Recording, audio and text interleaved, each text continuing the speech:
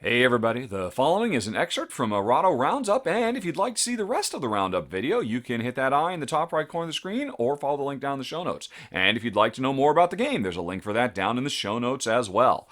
Okay, so let's talk about assembly.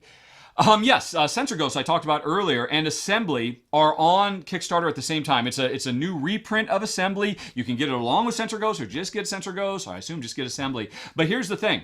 I did a rundown for Assembly a year ago. I already know about it. There's nothing new there for me and Jen. What I'm actually talking about today is the Assembly expansion, Resequence and Override. And this is a very, very impressive expansion. It provides two new modules, the resequencing one and the override, the override expansion. And just base assembly is already a very challenging cooperative little puzzle of a game, or great solo game too. Really pushes you hard, has some nice systems to increase the difficulty if you want, but the resequencing and overriding, man, they really sub it up a notch. So the way the resequence expansion works, if you know assembly, if not, go check out my rundown.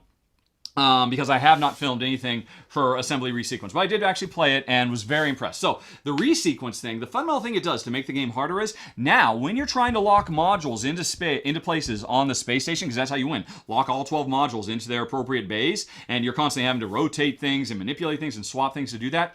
Before, you could lock the modules any order you want. Now you must do them in sequential order, clockwise, and that makes the game literally impossible. I don't think there's any way anybody could win.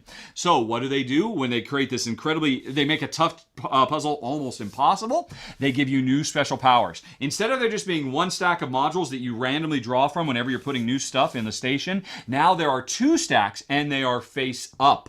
So you can see everything that's coming, and you can make much more informed decisions, because when you have to put a new module out and it has to go into slot 5, oh, I can choose this one or this one, and that right there just by itself adds such a huge level of extra complexity to the decision making and the long-term planning of this game.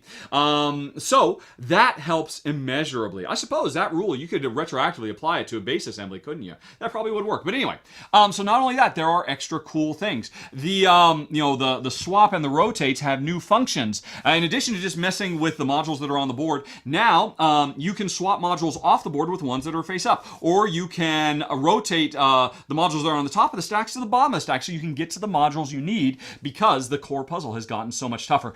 And there is a new action card, the Hold, which you can play to temporarily lock a card in position, so it's like it's locked, which means when you rotate, things skip over it. You don't have to move the thing that's on it if you want to keep it in position, so you can get everything lined up.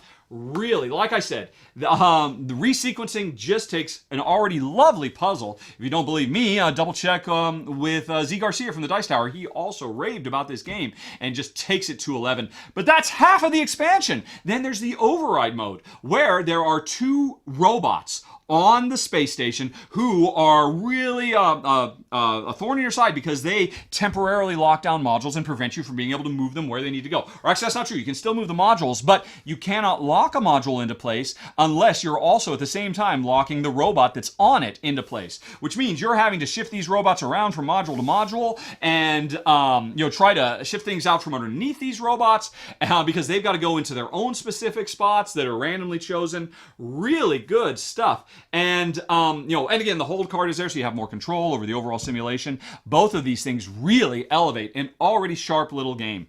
I liked Assembly. I like it so much more now, although, man, it has just gotten super duper challenging, but really cool stuff.